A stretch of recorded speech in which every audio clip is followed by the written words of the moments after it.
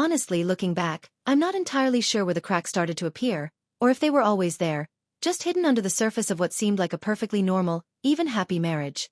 Perhaps it was the gradual shift from passionate partnership to routine coexistence that slowly eroded the connection I thought was so strong, or maybe it was simply the mundane nature of daily life that began to feel suffocating.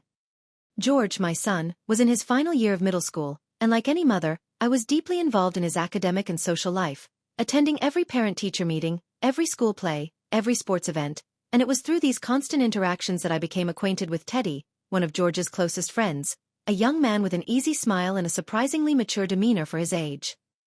At first, our conversations were entirely innocuous, revolving around school projects, upcoming exams, and the usual teenage anxieties, but there was an undeniable spark, a sense of shared understanding that seemed to transcend the significant age difference between us, and I found myself looking forward to those brief encounters, those casual exchanges that somehow managed to brighten my otherwise predictable days.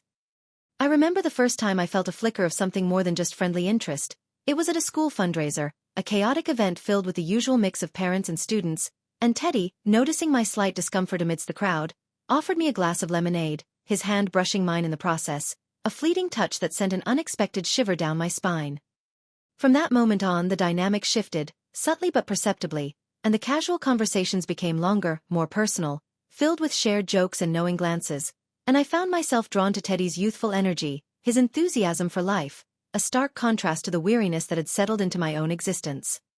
I told myself it was harmless, a harmless flirtation, a way to escape the monotony of my routine, but deep down, I knew I was playing with fire, indulging in a fantasy that had no place in my reality, and yet, I couldn't seem to stop myself. The allure of the forbidden was too strong, too intoxicating. The stolen moments became more frequent, a quick coffee after school drop-off, a late-night text message, a whispered conversation at a school event, each encounter fueling the growing intensity of our connection, and I found myself living a double life, one where I was the dutiful wife and mother, and another where I was consumed by a secret passion. I rationalized it, of course, telling myself that my husband was distant, that he didn't appreciate me, that I deserved a little happiness, but these were just excuses, flimsy justifications for my own selfish desires, and the guilt began to gnaw at me, a constant reminder of my betrayal. One evening, George had a late study session at Teddy's house, and I volunteered to pick him up, a seemingly innocent gesture that masked my true intentions, and as I waited in the living room, Teddy offered me a glass of wine, and the conversation flowed easily, the laughter echoing through the empty house.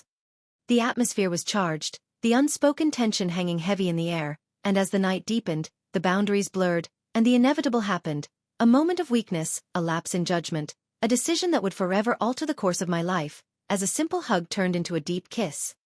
The guilt that followed was immediate and overwhelming, a crushing weight that threatened to suffocate me, and I knew I had crossed a line that I could never uncross, and as I drove home that night, the silence in the car was deafening, a reflection of the turmoil raging within me. The subsequent weeks were a blur of secrecy and deception, stolen moments and whispered phone calls, and I became adept at lying, at weaving a web of half-truths and evasions, all to protect my secret, a secret that was slowly consuming me from the inside. I found myself constantly on edge, paranoid that my husband would discover my infidelity, and every innocent question, every casual glance, felt like an accusation, and the guilt grew heavier, a constant reminder of my betrayal, and every time I looked at George, I felt deep shame. Teddy, meanwhile, seemed to thrive on the secrecy, the thrill of the forbidden, and his youthful exuberance masked a certain recklessness, a disregard for the consequences of our actions, and I was deeply worried that he would say something to George. One particular afternoon, while George was at a basketball game, Teddy and I met at a small cafe, a place we had frequented in the past, and as we sat there sipping our coffees, I noticed a familiar figure approaching, a woman from George's school, a parent I had known for years. My heart pounded in my chest, a cold wave of panic washing over me, and I quickly turned away, hoping she wouldn't recognize me, but it was too late. Her eyes met mine, and I saw a flicker of recognition, a silent accusation, and I knew that my secret was no longer safe. The following days were a nightmare, filled with anxiety and dread, and I waited for the inevitable confrontation, the moment when my world would come crashing down, and every ring of the phone, every knock on the door, sent a jolt of fear through me. I began to withdraw, becoming distant and preoccupied, and my husband noticed the change, the subtle shift in my demeanor, and he asked me what was wrong, but I couldn't bring myself to tell him the truth, the words caught in my throat, choked by the weight of my guilt. George, too, sensed the tension, the unspoken conflict that hung in the air, and he looked at me with a mixture of concern and confusion,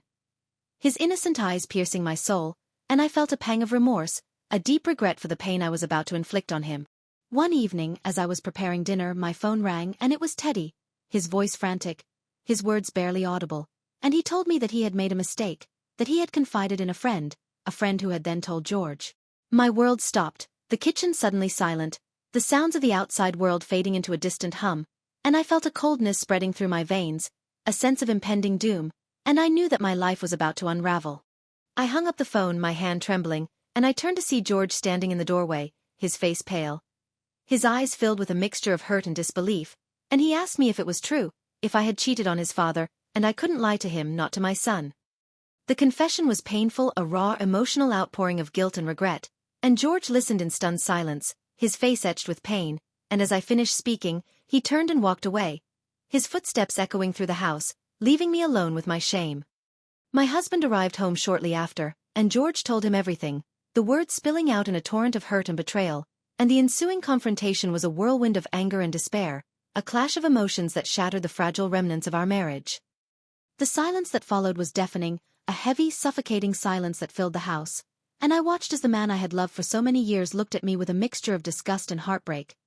his eyes reflecting the devastation I had caused. The days that followed were a blur of packing boxes and tearful goodbyes, and I moved out of the house, leaving behind the life I had known, the family I had betrayed, and I found myself alone, adrift in a sea of regret and remorse. The most painful part was the distance that grew between George and me, a chasm of mistrust and disappointment, and I knew that I had broken his heart, shattered his perception of me as a loving and trustworthy mother, and the guilt was a constant gnawing ache in my soul.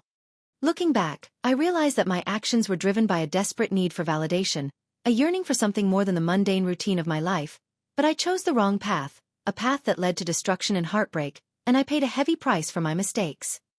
The first lesson I learned was the devastating impact of betrayal, not just on my husband, but on my son, on the very fabric of my family, and I understood that trust, once broken, is incredibly difficult, if not impossible, to repair. The second lesson was the importance of self-awareness, of recognizing my own needs and desires without resorting to destructive behavior, and I learned that true happiness comes from within, from cultivating inner peace and contentment, rather than seeking external validation. I learned that communication within a relationship is vital, and that if I felt unfulfilled, I should have spoken to my husband and sought help.